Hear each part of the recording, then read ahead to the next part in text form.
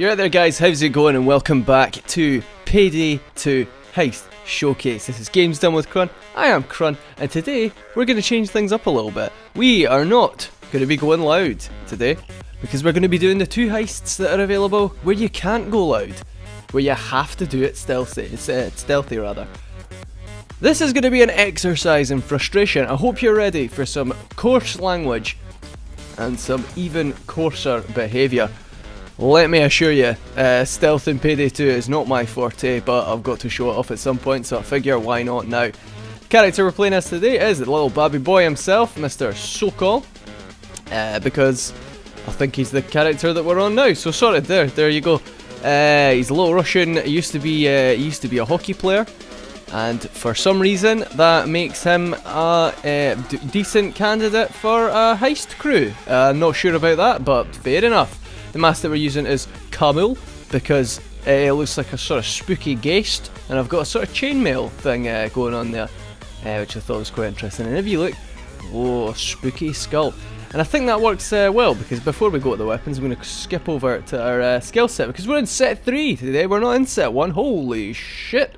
So I'll just briefly go through that. In Mastermind, we've just got Endurance 1. Ideally, I'd like to have Endurance aced as well, but it just wasn't on the cards because I've kind of gone sort of almost viable for a non-stealth play, but we'll see about that just now. Enforcer, of course, we've got Transporter aced so that we can move and throw bags 50% more effectively. Nothing in Technician because Technician is shit. And then into Ghost. This is pretty exciting. So hang on, let me just adjust the mic a little bit so I sound like I'm a little bit... There we go, that's much better. Right, so we have Cat Burglar. We take 75% less damage from falling, and if we... Oh no, we've only got that rank 1, so ignore the rest of that. We've got Sprinter aced, so that we can just sprint a lot better. Our speed is increased as well as our stamina regeneration, and we get a better dodge chance while we're sprinting. I never realised that Sprinter does that before. That's pretty cool. We've got Cleaner aced for an extra body bag in your inventory, and plus you can buy a body bag asset in the planning menu, which is pretty useful. Chameleon, where we can mark guards in casing mode before we take our guns out, and we're 15% less likely to get targeted when we're close to our crew members. I think I got that to boost it up a little bit. Fast Hands, we've seen that before, interacting with the bags faster. Shinobi, we walk faster and enemies make less noise when we kill them. We got SMG Specialist rank 1 just to increase the viability of SMGs. And looking back at it, I should really have got Silent Killer in the Professional as well to be a super ghost, but I just couldn't afford it. ECM Specialist, you can place 2 ECMs instead of just 1, and ECM Jammer duration is increased by 25%. I should mention, if you're not aware, the ECM basically blocks out radio contact, so if you get rumbled, you can slap down an ECM and get rid of all the everyone who's calling. It blocks the phone and radio signals, basically. We've got ECM Overdrive as well, where the ECM duration is increased by 25%. Your ECM Jammer can be used to open certain doors. It didn't bother getting ECM Feedback because that's quite a loud, dedicated skill. It's just to make you viable if you fuck up your stealth on like day 2 of fire starters. But on the whole, not an incredibly important one. Basically, you can activate your ECM and it'll cause everybody to get stunned. If you actually use it, if you've got all the ECM skills, it's really quite. It can be quite clutch, but it just takes the place of other item bags. That's just not on. We've got Lockpicking Expert rank 2, ace rather, where we can lockpick faster, and to top that off, we can lockpick big safes that normally have to be drilled, which is pretty cool. And finally, Camera Loop, where if we interact with a camera, we can just effectively shut it off for a little while. It's pretty useful. Ace is far from necessary though. You never need 20 full seconds unless it's in a really terrible position, and in that case you're probably better restarting anyway. If you're interested, the other top tier skill is Moving Target, where you can sprint in any direction, which I've never actually used, but it does sound quite fun. Then we move over into Fugitive, where I've sort of spec'd a little bit more as well. We've got Thick Skin, rank 1, for an extra bit of steadiness, because why not? We've got a Daredevil aced for the extra dodge chance while ziplining and increased climbing speed, because it's actually kind of important for a ghost character. Hidden Blade increases our melee weapon concealment by 2. Run and Gun, we get 10% additional movement speed, so we're going to be fast as all hell. Sixth Sense, if we stand still, we get a sort of like radar for nearby enemies, and we can pick up enemies while in casing items while in casing mode. Duck and Cover gives us extra dodge chance while we're crouched, very important skill if you're going for a suit build. Winston Wolf aced, we reduce, you don't need to ace this was just to get it up a little bit. You can carry an additional body bag, and during stealth we can kill without leaving a trace, reducing our cleaning cost by 75%, which is fair play. If we accidentally kill a civilian, it just means that it's less of a cost. Brother's Keeper rank 1, again to boost it up.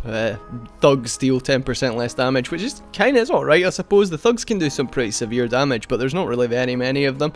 Then Swan Song Ace, because Swan Song is amazing. Effectively, when our health runs out, with a 60% movement speed penalty, we can just keep going for 9 seconds, and on top of that, we don't need to reload. Now, not as useful on a ghost build as it would be on a mastermind build, because the mastermind top tier skill Inspire lets us shout at people to revive them. So if you're the last to go down and you have Swan Song, you can just res your entire team with infinite ammo. It's insane. Well, they won't have infinite ammo, but you've got infinite ammo to get to them. Then we've got Low Blow rank 1. Probably really intended to ace that, but it's not hugely important. For every 3 points of concealment under 35 up to 30%, we could gain extra critical hit chance. I think we're at 3 concealment, so like what we get 10 points of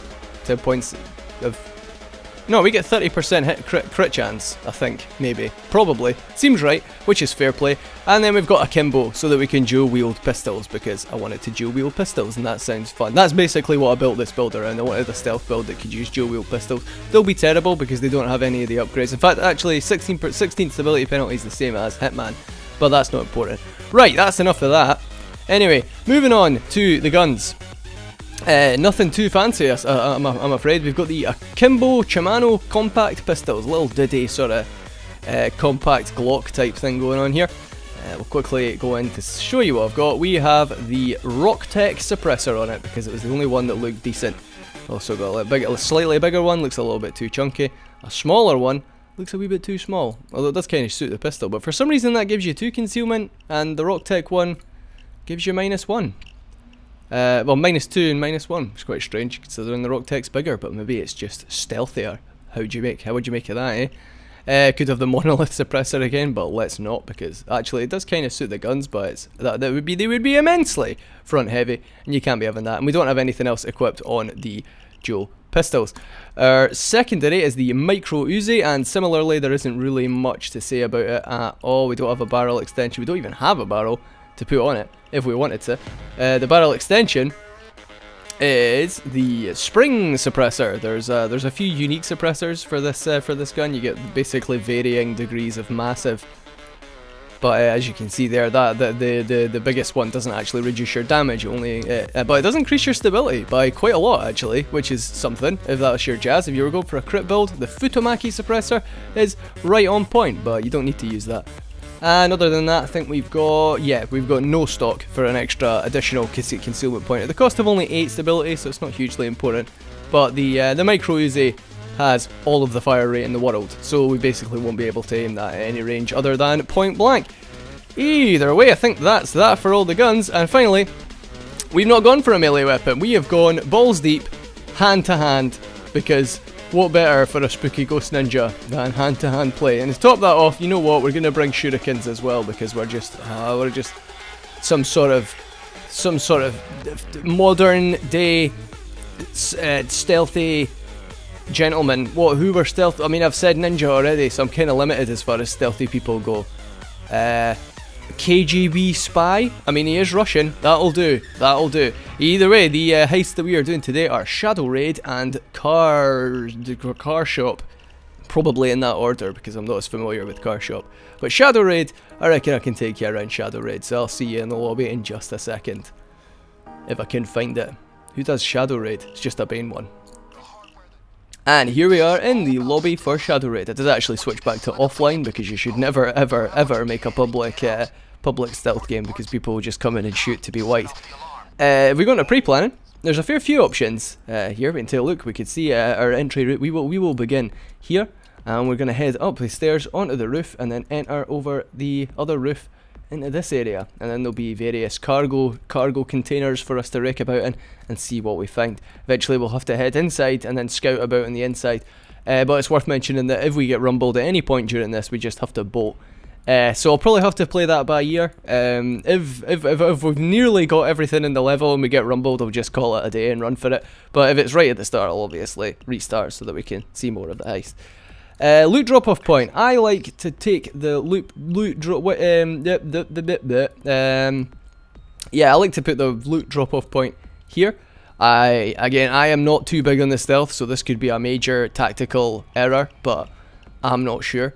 Bag zipline also quite useful. I tend to get the yes. Wait. Hang on. Where does line to the? Oh no, we don't want line to the neighbouring roof. We want line to the river tug.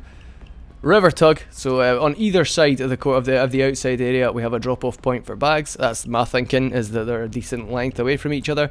And we don't have spotter, so we can't get spy cams and such like to tag enemies for us, which is unfortunate. But we can get thermal paste and body bags.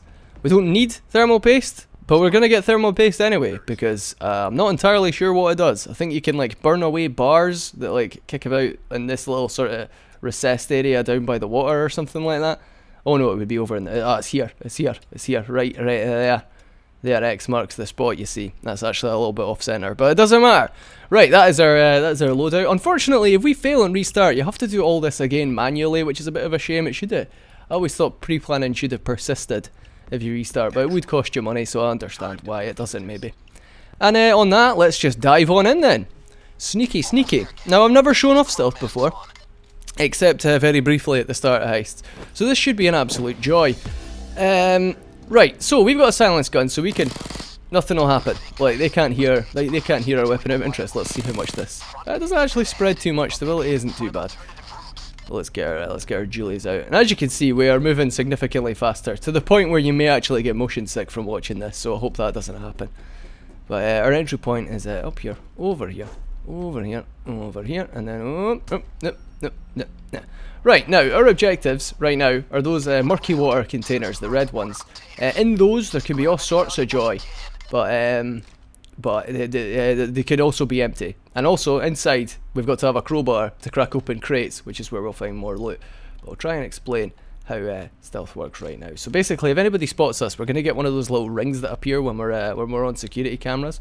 But you can also tag anybody now, any guards that you see, because you want to be able to keep tabs on them. Which, you know, you probably understand that. There is nothing in this one. Incidentally, any of you realising that I'm playing on Overkill and like, why are you playing on Overkill? It's just because I've played everything else on Overkill. Death Wish and Overkill, as far as stealth goes, very little changes. At least that's how it used to be. Shit, we got a guard. Yeah, that's how it used to be. Overkill and Death Wish basically done the same stuff. It would be virtually the same amount of guards. Stealth was pretty much untouched by Death Wish difficulty. But nothing over here so far. So this is going to be a really iterative process, dare I say it. Like, there's going to be a lot of waiting around, so this will be a much more edited episode than you are used to. But, on the other hand, I have been looking to do that for some time now. I've been wanting to edit a little bit more, and I've started doing that, and I think the episodes have benefited from it as such. Now, because we're just closer to this area, I'm going to nip up here with this money bag and throw it outside, because the guards never come out, leave the compound, and the escape vehicle is also a bag point.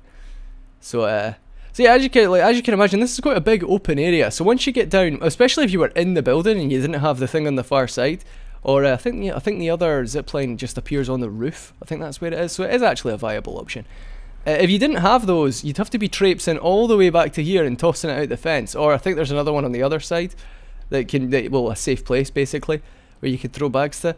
But it is virtually essential that you do pick the right outset. At least what am I trying to say? The pre-planning. That's what I'm trying to say. It's virtually essential anyway. Although having said that, I've no idea if my particular choices are right or not. Incidentally, if you were into your stealth, I'm sure you could play with a controller. Typically the controller's a little bit too finicky to aim accurately enough to play on the harder difficulties, but if you're stealthing, I'm sure the controller would do you just fine. I'm not playing with a controller though. I am playing with a mouse and keyboard, the way Payday is meant to be played. And I'm not normally like that. I don't normally advocate one over the other, but Payday 2 is a mouse and keyboard game. I just went for it. I got tired of his nonsense. And then we do the same again, and we find ourselves a crowbar. I think there's almost always a crowbar in this container, this particular one. So we weak that over, and that bag is collected. It's looking like we've pretty much cleared this side. We only got 2 bags, which is a bit abnormal. Normally you get more than 2 at the very least, but yeah, well, just take it as it comes. If we open up here, there's bound to be another one. Really? Okay, okay, so either the far side of this courtyard is absolutely steaming with bags, or otherwise they're going to all be inside, which is an issue. No security camera there, which is convenient enough.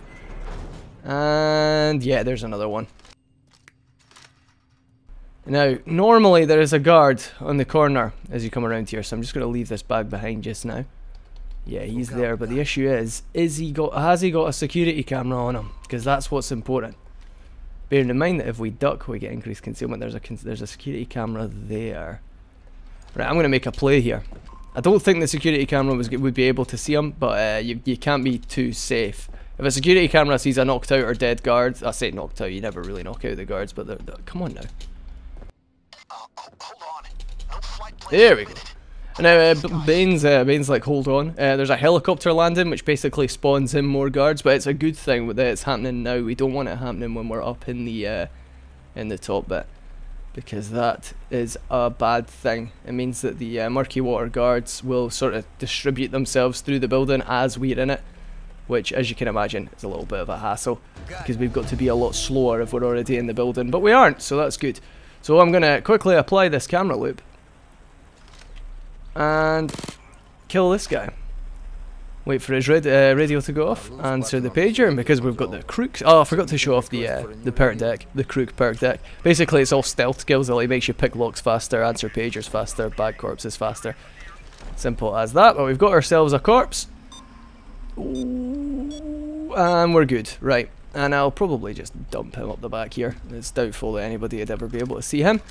And if we sprint across the way, we'll be able to get our other bag as well. So now this is going to be our primary bag point for all of the indoor bags that we get. Just because of the decent nature of it. Could destroy the camera and then kill the guard that comes along to check it out, but that is a little bit blatant for my tastes. Now we've got 2 options here. We can either go in through the bottom, head through the basement and such like, or we can weak our way up the ladder to the top. And I think I'm going to work from the top down. I think that's a cleverer idea. And I'm going to pick both of these doors because we might need to just duck in and out at a moment's notice if guards come wandering along. Looks clear just now though. Now I'm not sure of the tactical viability of picking all the locks, because I think it's entirely possible that guards might now walk out here when they wouldn't have before. I think that bag's okay though. I think we'll be alright with that corpse. Now we're in. Server, good start. Servers are fairly uncommon. You don't see them every time. And what I'm going to do is I'm just going to ditch it down here because I don't think the cameras will see it or anything like that. Yeah, I think we're okay. There's a money bag. I'll take that. And I don't think we can interact with that at all. No, let's head on out again then. Like I said, iterative process. You gotta go in, you gotta get out, you gotta go in, you gotta get out, you gotta go in, you gotta get out, go, get, etc, etc. Now here comes another guard. He's gonna pass along as such. At least the flashlights do give away where they are before they just show up, so you can actually see them coming, kinda. And now let's just quickly scout out the roof. There's probably still a guard up here. Look out, guys. There's 2 guards up here. Okay, so the roof is a write-off, but generally speaking, there isn't any loot up here either way. Oh, I thought there was a guy coming around the corner there, but I don't think there was. We've got to move in. When we're okay, I think I can actually hear the door going, and I have a delivery to collect, so I will be back in just a second. Right, so we've got some coke. Oh, just done a wee punch, just to celebrate, I suppose. And we can probably head out this way. Now, you've got to be careful when you're heading out this way, or either of the ways, in fact, because the guards, I'm sure, can come out onto this little balcony bit, and you don't want to get slipped up by a guard coming out and, well, just being in your way. Just being cautious. You've got to be cautious yet decisive. It's quite a hard balance to muster. So we just quickly open the shipping crate and we find more cocaine. Good. And cocaine's good because you can sprint with it, which allows us to quickly and easily exit the vicinity of the area. So boop, easy peasy, and run back out and back in again. Simple as that. Good times. Moving along nicely. Don't know where the guards are in this area. They seem to have just buggered off, which, if anything, is a worry. He's not going anywhere, right? If we come along here, more cocaine. Sweet. Grab that, and then we can make a shifty and a scap. Like, oh no. Oh no. That's okay, he's going out that way. That's fine. Then we'll just hug the wall and do as we did before. Now while he's kicking about in there, I think it's probably a safe idea to start shifting these bags over to the escape point. Well, or rather the bag point. We attach that and it goes whee and heads over there onto that little sort of weird boat. You think it's quite a blatant manoeuvre as far as a stealthy, sneaky night operation goes. But as long as we sort of take our way around the side, the security camera won't be able to see us well enough. There is a whole lot of waiting around and bag shifting though. Like, that's part of why I don't really enjoy the stealth, because at any time when you're wandering about, a guard could just move unpredictably or like turn round like right in your face, and you'd be like, oh shit. And then you kill him. You've got to do the radio, and while you do the radio, somebody else comes along. It's just yeah, you can probably imagine how it can quickly get out of hand. But with the whole waiting around, like slow and pacing, like it's kind of like, it's hard to explain what I don't really enjoy, but it's just all of that, and then all of a sudden it can just go wrong, and then you've got to restart. It's just a bit unfortunate. I do like stealth kind of when it's just a robbery and you've got to just manage civilians walking about outside. It's a lot of fun, providing you don't just kill every civilian that you see. If you try and do it without killing civilians, it's really tense and really challenging. Like Go Bank, for example, is a good well, I've said example already, but example of that. You've not seen Go Bank yet though, I don't think. So that'll come eventually. If we open here, this is the security room. We'll give him a thumping, and we might be rumbled. We aren't rumbled. We aren't rumbled. The civilian was like, I didn't see a fucking thing, mate. And if we answer this guy's bait, that was close. See, that's what I was talking about. That could easily have ended with us failing there. And we bag the corpse, and lovely. So now we are out of body bags, so we don't want to be killing anybody else. But I think that means that these security cameras will be turned off, and thus unable to see us. I don't think there's any servers in there. No, it doesn't look like it. But I am going to take this guy out with us anyway, just so that nobody stumbles upon his bleeding body. Tag him as well. And he's going. No, he wasn't. See? I could easily have been halfway across going out the door, and then that would have been it, because we're carrying a bag, so our concealment drops significantly. There we go, we're away. We're away. And I'll probably actually take the time to toss this guy back where the... In fact, oh, it should be fine, we'll just throw him down there. That's not tucked in enough. That's not tucked in enough. It can go so wrong so quickly, you want things to be precise. There you go, nobody's going to be seeing that. If you don't put bags in places that are like these little safe spots, then guards will find them. Guards are uncanny with being able to find bags, it's weird. We've got a key card, which you can use if you've got two players. You can use two of them at once, but I would like to see if we can actually get away with that before I use it in this gate over there. The gates have drill points, but even if you have silent drilling, the chances of somebody coming along and seeing the drill is just far too high to have a drill going on anything. Like, you just can't get away with it. Maybe one, like you could maybe just expertly time it. Come along here. And then we're down on the other floor. Similar layout. Different set of shit lying about. We've got a shipping crate there, which is money bag, and we've got a weapons crate here, which is weapons. I think we'll be okay as far as that's concerned, but if we open... forgot to pick up the bloody thermal paste.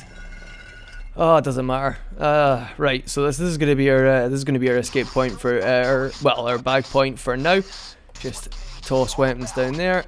And then quickly toss money down there as well. Oh my god!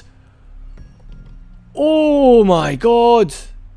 This is what I mean. There's another guy. Now, the security cards, if you use the key cards, if you use both of them, if you have two players and you both get a key card, you can activate the vault in there and get a full set of like samurai armor, which is pretty cool. But it's quite difficult to pull off if you don't do what's known as ECM rushing, like where 4 people all go in with fully upgraded ECMs, and you can just tear through the place, absolutely shred. 4 ECMs gives you like 5 minutes of just surviving, and no alarms can go off in that time, so you can just run in, get as many bags as you can, and then just leave. And that if you're interested, some people don't know this, you can actually throw the bags under this little gate without using the thermal paste. So if you don't have the thermal paste, you're alright. I should actually have bought more body bags. Only issue is, when you're emerging, you got to be really secure in the knowledge that you'll be okay. But we kinda were. Okay, I'm gonna just use the key cards on. Oh, there's a security camera there. I'm gonna just use the key cards on these little gates. I think that's probably easiest. If we run in here, we got no guard. This is generally speaking where the other key card is, but you can never be too certain. Now, if you do get rumbled, you get like 90 seconds to escape or something like that. So after I get 9, I'm not just gonna leave immediately. In fact, actually, because that's 9 there, I'm gonna make a swift escape just now. Not gonna leave entirely. I just want to bag the 2 bags so that we are actually ready to leave should shit go awry. Because as you can imagine, it would be quite frustrating if we had to restart from the beginning when we're so close. Actually, you can leave the bottom way. Although generally speaking, yeah, there's at least one guy kicking about, but there is a package there that I'm gonna take. And we can probably wait for him to shift around post haste simply as anything, because it's not too challenging. We'll just keep our eyes on him just now, keep tagging him, make sure the tag stays up. People can come down from here, so I'm a little bit wary. If that happens, we're gonna have to work some jiggery pokery. You can't open that manhole. Look out, come on, mate. There we go. Lovely, lovely. Off he goes, back on patrol. See you later. Top guard.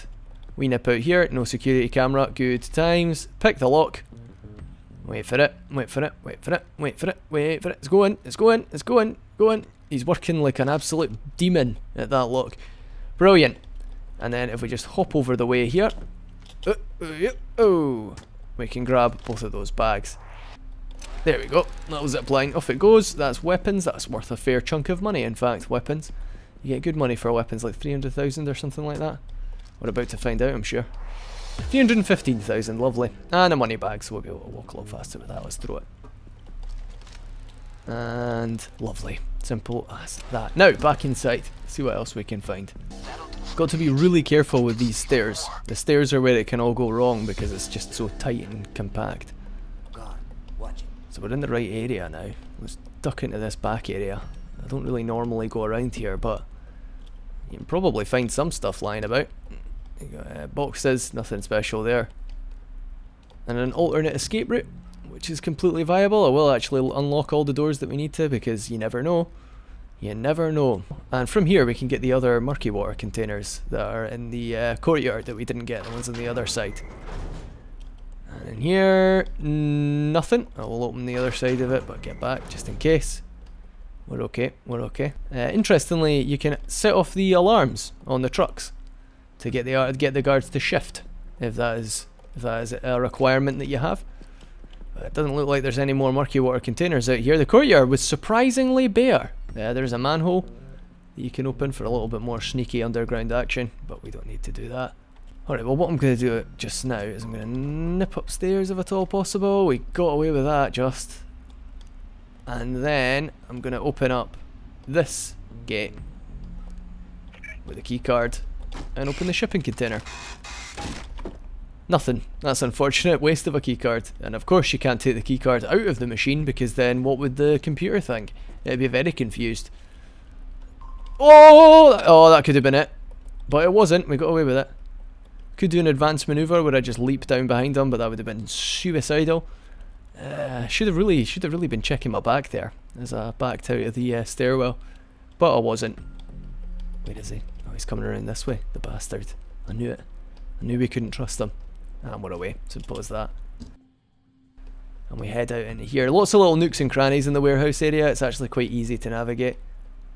But you've got to be aware of that guy there. See, there's the vault. It's got one of the keypad panels on each side. You need to have the 2 cards effectively, and you can only carry one at a time if you're a single player, which is unfortunate. It means that you've got to go through an incredibly frustrating process that I like to call stealth with somebody else.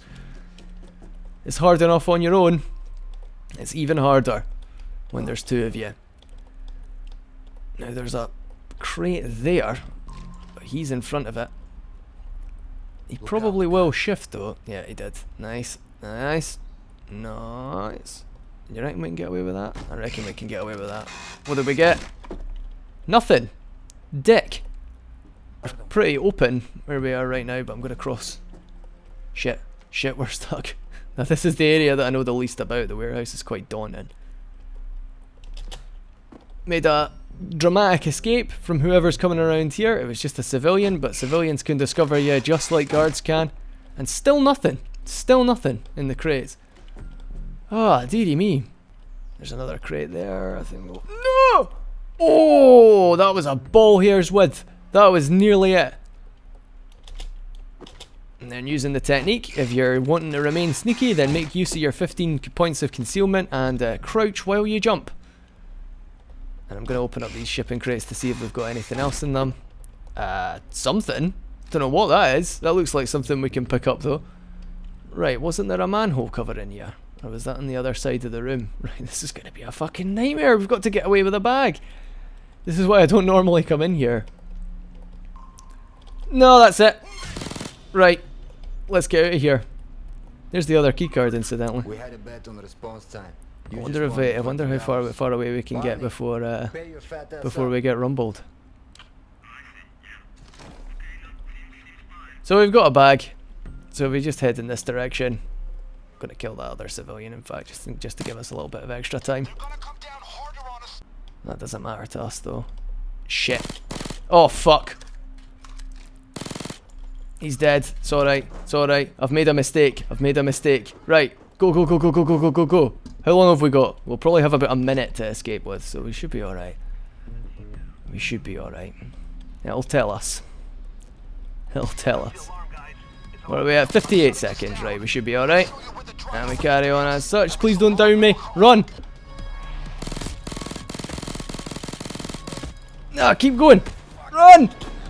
Oh! Oh, get your armor back. We don't want to go down now. Jesus Christ, that would be terrible. Charge in, get the bag, and then we can make our escape this top way like we did before. We've actually got 2 to drop off. We've probably got enough time for that, I would imagine. Can we actually get out here? No, we can't. Okay. Okay, dokie, how do we get out? We've got to go out through the main gate,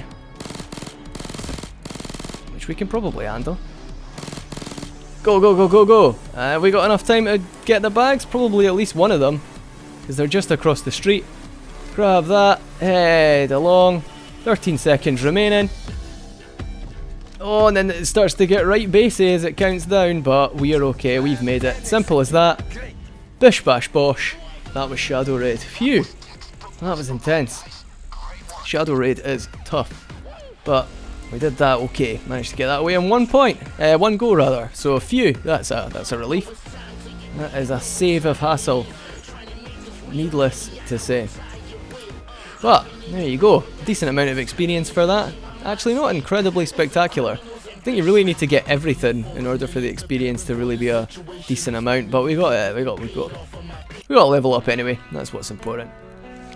We'll choose on the left as always, see what we get. What have you got for us? And oh, a boost! Damage for the flamethrower. Alright, brilliant. For the flamethrower that I never use. Let's just stick that on it now before I forget that I've got it. On we go. Flamethrower, Flammenwerfer with the skin. Incidentally, we've got the St. Basil skin. It's quite a good skin. Show you it normally. No. Hang on. Hang on. Well, it doesn't cost anything, so just remove it. There's your flamethrower. And there's your St. Basil flamethrower. Lovely. That is the difference. Right there. Mint condition. Uncommon. Not bad. Yeah, we could stick a damage boost on that and it'll probably affect things somewhat slightly. Probably not, though. Easy. Easy peasy. Alright, on that, that'll end this episode of the Payday 2 Heist Showcase. This was Shadow Raid. I hope you enjoyed it. If you did, then please remember to leave a like, comment, or subscribe. All of those would be very much appreciated. I'd love it very, very much if you did so. And even if you didn't leave a comment, then I'll take it on board. Thank you very much for watching. Thank you very much for your time. And I will see you again next time. Bye-bye for now.